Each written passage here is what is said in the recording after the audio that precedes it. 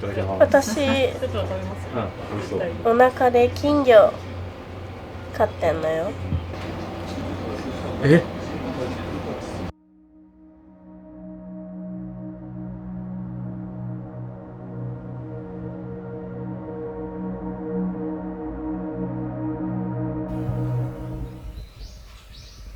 佐藤くん、私お腹で金魚飼ってるのよ。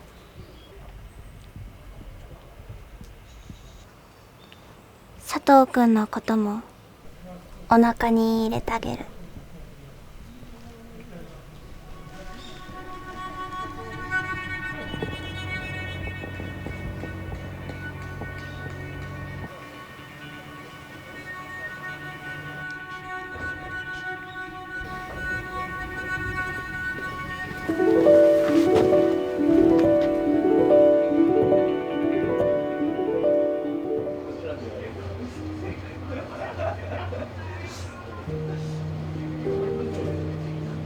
乾杯。俺がサラダ取り分けて、どうぞどうぞ。親子になんだっけなんか言われてたし。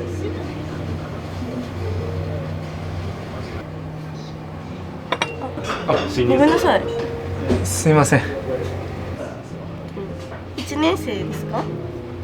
はい、1年生です。私も杉田愛子です。よろしくね。佐藤一郎です。よろしく。あ、私浪人してて、で4月生まれだからもう20歳なんだよね。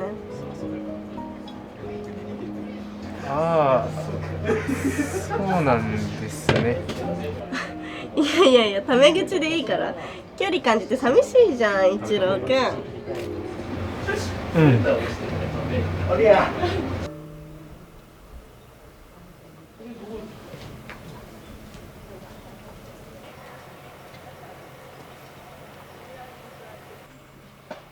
金魚。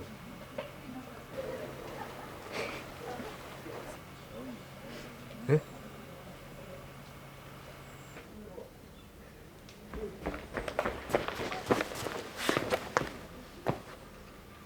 お兄ちゃんと見た映画のセリフ。え？お腹で金魚を飼う話。橋本は映画好きなの？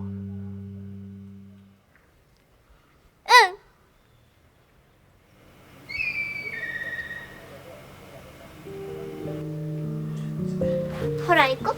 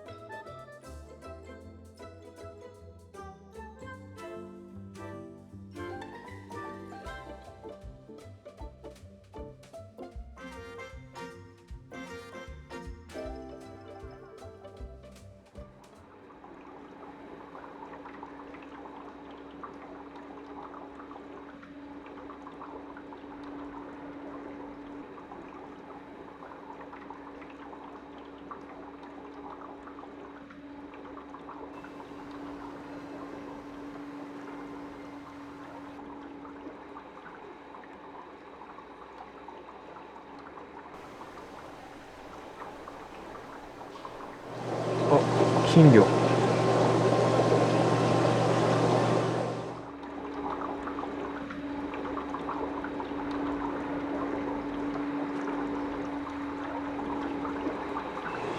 私ね、お腹で金魚飼ってるのよ。佐藤くんのこともお腹に入れてあげる。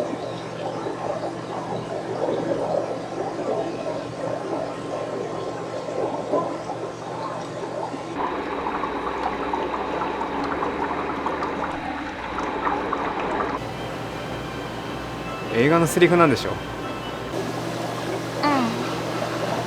映画で綺麗な女優さんが男の人に言ってたから真似。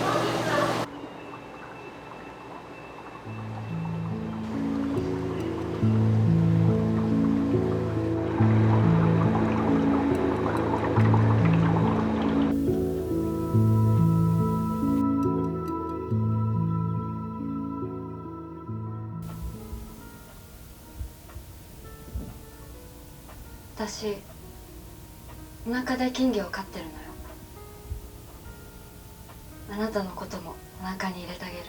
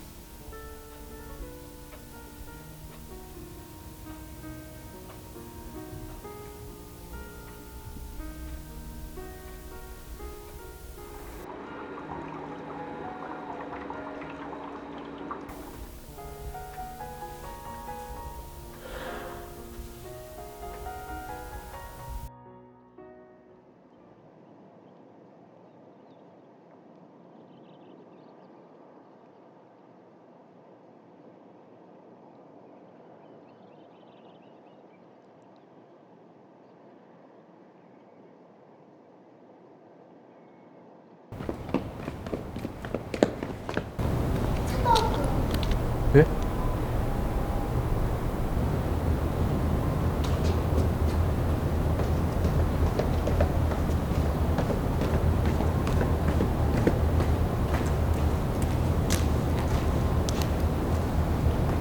久しぶり。久しぶり、橋本。びっくりした。佐藤くんっぽい人いるなーって思ったら本当に佐藤くんだった。よくわかったね。変わってないもん。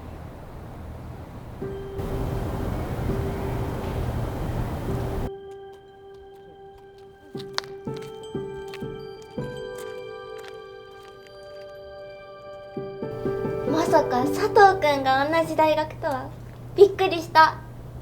うん、俺もびっくりした。サークルとか決めた？映画同好会みたいなのに入ろうかなって。橋本は？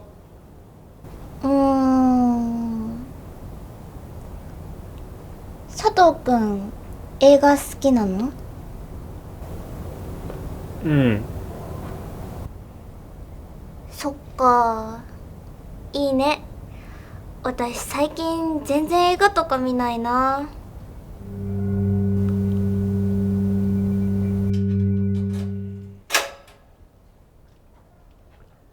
橋本は？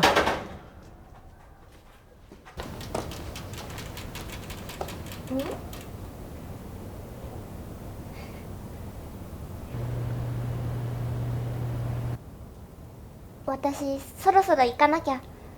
バイトだから。ああ。バイト最近始めてさ、居酒屋なんだけど先輩に紹介してもらって。そっか。なんか居酒屋バイトとか大学生って感じだよね。じゃあ佐藤くん、バイバイ。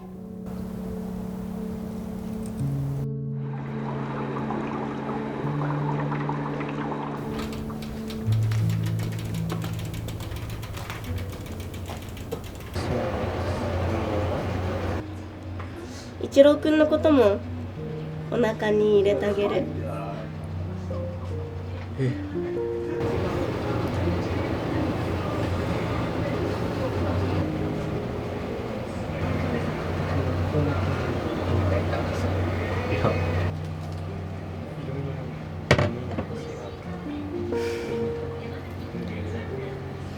酔っ払っちゃったな。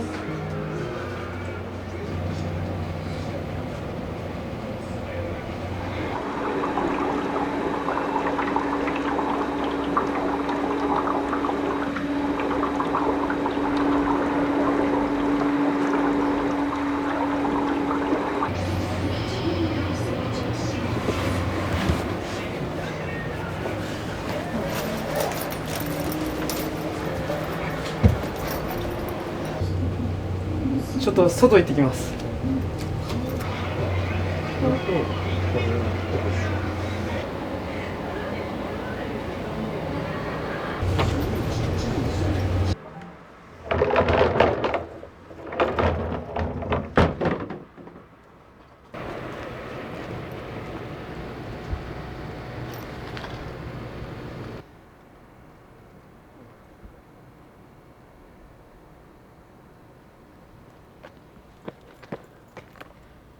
帰っちゃうの1年生。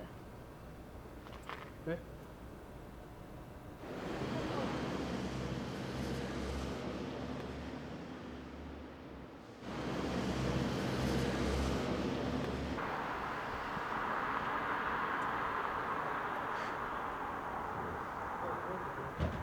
映画好き？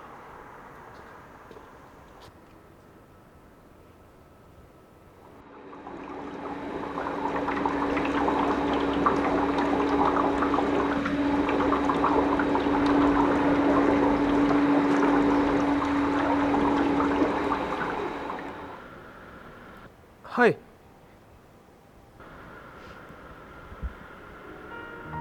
私お腹で金魚を飼ってるのよ。あなたのこともお腹に入れてあげる。もう一回私から生まれ直してね。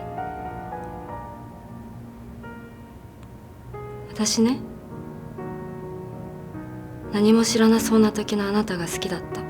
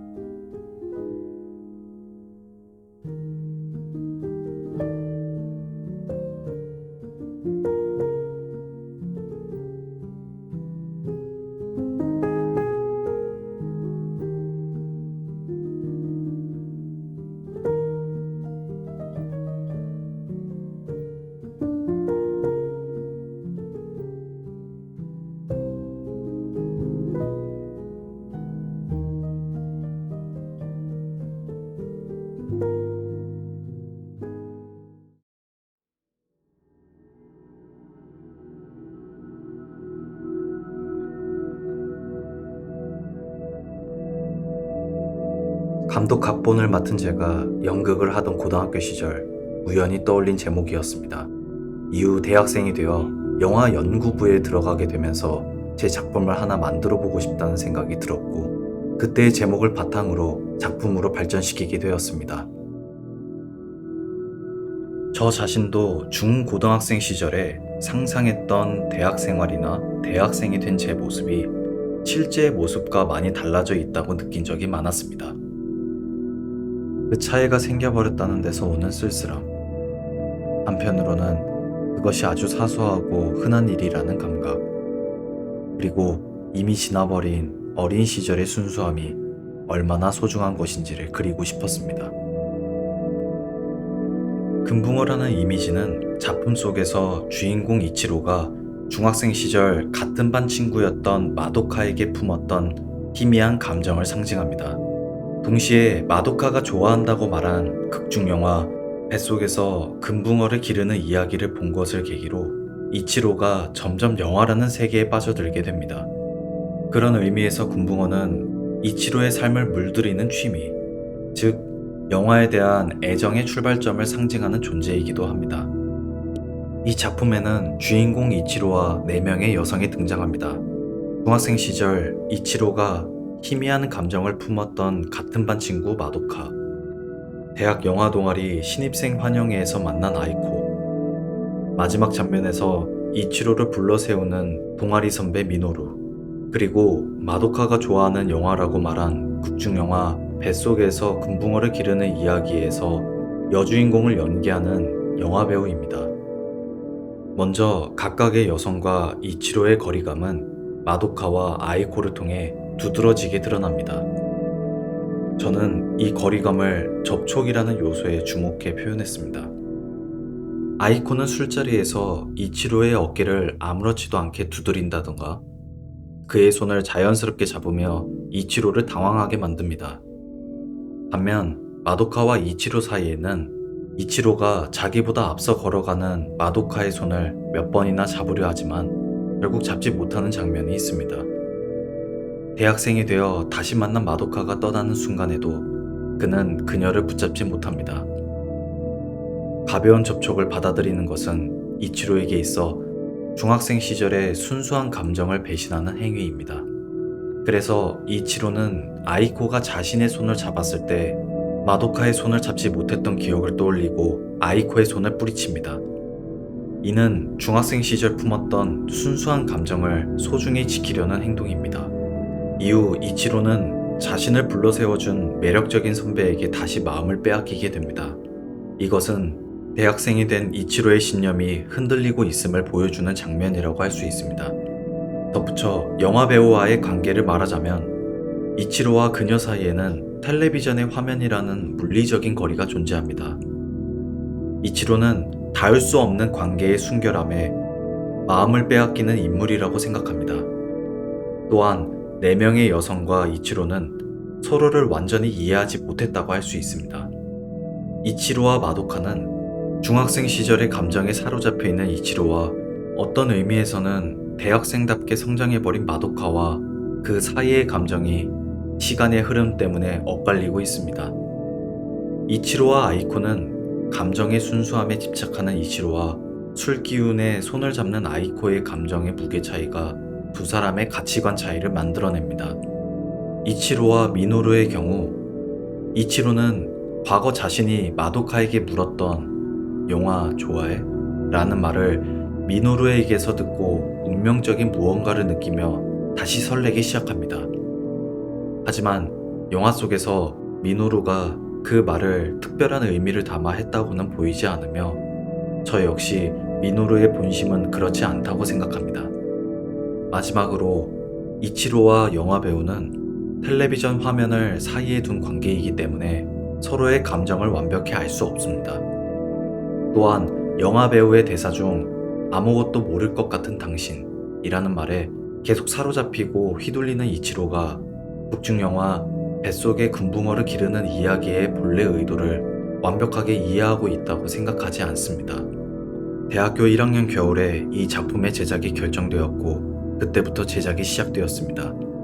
고등학생 시절 연극의 각본과 연기를 경험한 적은 있었지만 영화 제작에 본격적으로 참여하기 시작한 것은 대학생이 된 뒤였기 때문에 1학년으로서 각본과 감독을 맡는데 불안함도 있었습니다. 그래서 선배들과 충분히 의견을 나누며 각본의 의도를 영상으로 옮기는 것을 중요하게 생각했습니다. 또한 제가 연기 경험이 있었기 때문에 배우들의 연기 지도에도 힘을 기울였습니다. 제작 중 가장 인상에 남는 일은 아쉽게도 후회로 남아있는 사건입니다. 촬영 일부를 구마모토현 아마쿠사시에서 진행한 합숙 중에 찍을 예정이었는데 제가 인플루엔자에 걸리게 되어 그 촬영은 대리 감독이 찍게 되었습니다. 결과적으로는 정말 훌륭한 영상을 촬영해 주셔서 매우 감사하게 생각하고 있습니다. 하지만 제가 직접 촬영에 참여하지 못한 것은 여전히 아쉬움이 남아 있습니다. 이런 예상치 못한 사고까지 함께 극복하고 멤버들이 하나가 되어 이 작품을 완성하게 된 것은 무엇과도 바꿀 수 없는 경험이었다고 생각합니다. 우선 한국 관객분들께 이 작품을 보여드릴 수 있는 기회를 얻게 되어 매우 감사하게 생각합니다. 과거의 자신, 당시의 이상, 그리고 현재의 자신이 서로 어긋나 있다는 괴로움은 누구에게나 공평하게 존재한다고 생각합니다. 하지만 그것은 분명 어떤 방향으로든 자신이 성장하고 앞으로 나아가고 있다는 뜻이기도 합니다. 저는 그 차이 때문에 괴로워하는 감정을 버리지 않고 그 속에서 계속 발버둥 치는 것이 또 다른 성장으로 이어진다고 믿고 있습니다. 이 작품이 과거의 자신이 품었던 마음을 다시 떠올리는 계기가 되고 한국 관객 여러분의 성장을 조금이나마 밀어주는 작품이 되었으면 합니다.